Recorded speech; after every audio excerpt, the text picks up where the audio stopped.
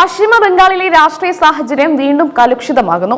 അയോധ്യയിലെ രാമക്ഷേത്ര മാതൃകയിൽ ബംഗാളിലും ഭീമാകാരമായ ഒരു രാമക്ഷേത്രം നിർമ്മിക്കാനുള്ള ബിജെപിയുടെ നീക്കം സംസ്ഥാനത്ത് പുതിയ രാഷ്ട്രീയ യുദ്ധത്തിന് തിരികൊളുത്തിയിരിക്കുകയാണ്. നാദിയ ജില്ലയിലെ ശാന്തിപൂരിലാണ് നിർദ്ദിഷ്ട ക്ഷേത്രത്തിനായി ബിജെപി സ്ഥലം കണ്ടെത്തിയിരിക്കുന്നത്. 2026 നിയമസഭാ തിരഞ്ഞെടുപ്പ് മുന്നിൽ കണ്ടുകൊണ്ടുള്ള ബിജെപിയുടെ ഈ ചുവടുവെപ്പ് ബംഗാളിലെ വോട്ട് ബാങ്ക് രാഷ്ട്രീയത്തിൽ വലിയ ചലനങ്ങൾ സൃഷ്ടിക്കുമെന്നാണ് വിലയിരുത്തപ്പെടുന്നത്. ബംഗാളിൽ രാമക്ഷേത്രം പണിയാനുള്ള ബിജെപി നീക്കം കേവലം ഭക്തിയുടെ പേരിലല്ലെന്നും തിരഞ്ഞെടുപ്പ് ലക്ഷ്യം വെച്ചുള്ള വർഗീയ ധ്രുവീകരണത്തിനാണെന്നും തൃണമൂൽ കോൺഗ്രസ് ആരോപിച്ചു. എന്നാൽ ഇത് രാഷ്ട്രീയമല്ലെന്നും ബംഗാളിന്റെ സാംസ്കാരിക പൈതൃകം വീണ്ടെടുക്കലാണെന്നുമാണ് ബിജെപിയുടെ മറുപടി.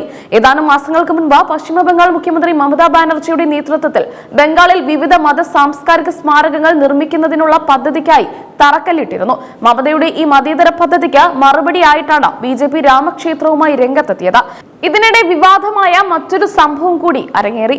ബാബരി മസ്ജിദിന്റെ നേർപകർപ്പ് നിർമ്മിക്കാനുള്ള കല്ലിടൽ ചടങ്ങ് മുൻ TMC MLA ഹുമയൂൺ ഖബീർ ബംഗാളിലെ മുർഷിദാബാദിൽ നിർവഹിച്ചത് വലിയ പ്രതിഷേധങ്ങൾക്ക് ഇടയാക്കിയിരുന്നു. TMC ഇതിനെ തള്ളിക്കളഞ്ഞുവെങ്കിലും ബംഗാളി രാമക്ഷേത്രം എന്ന ആശയമായി ബിജെപി ശക്തമായി മുന്നോട്ട് പോകുകയായിരുന്നു.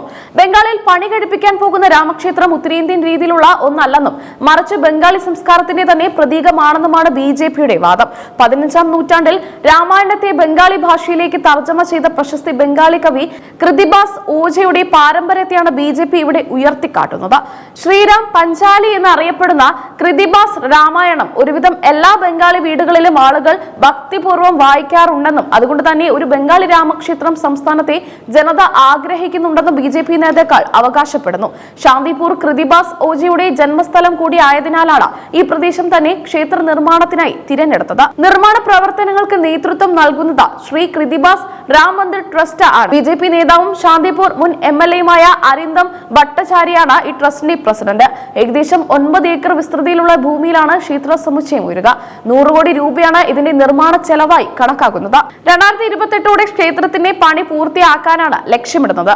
2017 മുതൽ പ്രസ്തുത രാമക്ഷേത്രം നിർമ്മിക്കുന്നതിനെ കുറിച്ച് ട്രസ്റ്റ് ചിന്തിക്കുന്നുണ്ടായിരുന്നുവെന്നും ഇതൊരു പെട്ടെന്നുള്ള രാഷ്ട്രീയ തന്ത്രമല്ലെന്നും അരിന്ദം ഭട്ടാചാര്യ വ്യക്തമാക്കി. അയോധ്യയിലെ ക്ഷേത്രത്തിന് സമാനമായി ഭക്തരുടെ സംഭാവനകൾ സ്വീകരിച്ചുകൊണ്ടായിരിക്കും നിർമ്മാണം. അരിന്ദം ഭട്ടാചാര്യക്കെതിരെ രൂക്ഷ വിമർശനവുമായി തൃണമൂൽ കോൺഗ്രസ് നേതാവ് ജയപ്രകാശ് മജുംദാർ രംഗത്തെത്തിയിട്ടുണ്ട്. തൃണമൂലിൽ നിന്ന് ബിജെപിയിലേക്ക് മാറിയ അരിന്ദത്തെ വിശ്വാസവഞ്ചകൻ എന്നാണ് ജയപ്രകാശ് വിശേഷിപ്പിച്ചത്. തിരഞ്ഞെടുപ്പ് അടുക്കുമ്പോൾ ബിജെപിക്ക് എപ്പോഴും ദൈവങ്ങളെ ഓർമ്മ വരും. ഇത് ഭക്തിയല്ല, മറിച്ച് രാഷ്ട്രീയ ലാഭത്തിനായുള്ള വെറും നാടകമാണ്, അദ്ദേഹം പറഞ്ഞു. കള്ളപ്പണം വെളുപ്പിക്കാനുള്ള ബിജെപിയുടെ പുതിയ തന്ത്രമാണിതെന്നും ക്ഷേത്രത്തിന്റെ പേരിൽ പണപ്പിരിവ് നടത്തി ജനങ്ങളെ പറ്റിക്കാനാണ് ബിജെപി ശ്രമിക്കുന്നതെന്നും ജയപ്രകാശ് മജുംദാർ കുറ്റപ്പെടുത്തി. എന്നാൽ ബംഗാളിലെ ഭൂരിപക്ഷ വോട്ടുകൾ സമാഹരിക്കാൻ ബിജെപിക്ക് ഈ നീക്കം ഗുണം ചെയ്യുമെന്നാണ് രാഷ്ട്രീയ നിരീക്ഷകർ കരുതുന്നത്. മമതാ ബാനർജിയുടെ ജഗന്നാഥ ക്ഷേത്ര നിർമ്മാണത്തിനും മുർഷിദാബാദിലെ വിവാദ പള്ളി നിർമ്മാണ നീക്കങ്ങൾക്കും മറുപടിയായി ശാന്തിപൂരിലെ ഈ രാമക്ഷേത്രം മാറുകയാണ്.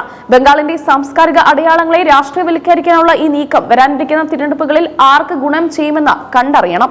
മതവും രാഷ്ട്രീയവും ഇഴചേരുന്ന ഈ പുതിയ സാഹചര്യം പശ്ചിമ ബംഗാളിലെ രാഷ്ട്രീയ പോരാട്ടത്തിന് പുതിയ ഒരു അധ്യായം കുറിച്ചിരിക്കുകയാണ്.